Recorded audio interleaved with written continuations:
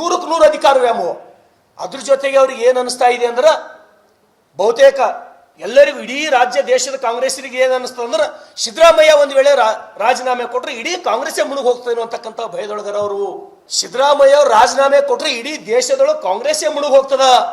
ಇಡೀ ದೇಶದ ಕಾಂಗ್ರೆಸ್ಸಿನ ಬೆನ್ನೆಲುಬು ಯಾರು, ಸ್ಪೈನಲ್ ಕಾರ್ಡ್ ಯಾರು ಅಂದ್ರೆ ಸಿದ್ದರಾಮಯ್ಯ ಅವರ. ಆ ಕಾರಣಕ್ಕಾಗಿ ಇವತ್ತು ಮಾನ ಮರ್ಯಾದೆ ನೀತಿ ಕೆಟ್ಟವರೆಲ್ಲರೂ ಅವ್ರ ಬೆನ್ನಿ ನಿಂದಿರ್ತಾರ. ಇದ್ರ ಜೊತೆಗೆ ನಾನು ಮುಂದೆ ಹೋಗಿ ತಾವು ಅಬ್ಸರ್ವ್ ಮಾಡ್ರಿ. ನೀವೇನು ಹೇಳಿದ್ರಿ ಮಾಧ್ಯಮದೊಳಗ, ನಾನು ವಾಪಸ್ ಕೊಡ್ತೀನಿ ಸೈಟ್ಗಳು 65 ಕೋಟಿ ನನಗೆ ಕೊಡ್ರಿ ಅಂತ ಹೇಳಿದ್ರಿ. ಇವತ್ತು ನಿಮ್ಮ ಧರ್ಮ ಪತ್ನಿಯರು ಪತ್ರ ಬರೀತೀರಿ, ವಾಪಸ್ ಕೊಡ್ಲತ್ತೀರಿ. ನೀವು ದುಡ್ಡು ತೊಗೊಂಡ್ರೆ ಈಗ ನೀವು, ಇದು ನಿಮ್ಮ ನೈತಿಕತೆನಾ? ಇದು ಜನ ನೋಡಲ್ಲ, ಜನರಿಗೆ ಗೊತ್ತಾಗಲ್ಲ.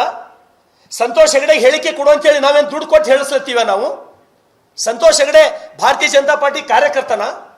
ಜನರಿಗೆ ಎಮೋಷನಲ್ ಬ್ಲ್ಯಾಕ್ ಮೇಲ್ ಮಾಡ್ಬೇಕಂತ ಹೇಳಿ ತಮ್ಮ ಧರ್ಮ ಪತ್ನಿಯಿಂದ ತಾವು ಪತ್ರ ಬರೆಸಿ ಸೈಟ್ಗಳನ್ನು ವಾಪಸ್ ಕೊಡ್ತಾ ಇದ್ದೀರಿ. ಒಂದ್ ಕಡೆ ಮೇಲ್ನೋಟ ಕಾಣ್ತದ, ಇನ್ನೊಂದ್ ಕಡೆ ನಾನು ಇದ್ರಲ್ಲಿ ಇಡೀ ಭಯದಿಂದ ನನ್ನ ಹೆಂಡತಿ ತಪ್ಪು ಮಾಡಾಳ, ಶಿಕ್ಷೆ ಬೇಕಾದ್ರೆ ಅವ್ರಿಗೆ ಕೊಡ್ರಿ, ನಾನ್ ತಪ್ಪು ಮಾಡಿಲ್ಲ, ಉಳಿಬೇಕಂತಕ್ಕಂಥ ಪ್ರಯತ್ನ ಎಲ್ಲೋ ಮಾಡ್ಲತ್ತೀರ ಅಂತೇಳಿ ಮೇಲ್ನೋಟ ಕಾಣತ್ತ ಅಂತೇಳಿ ನನಗನ್ನಿಸ್ತಾ ಇದೆ.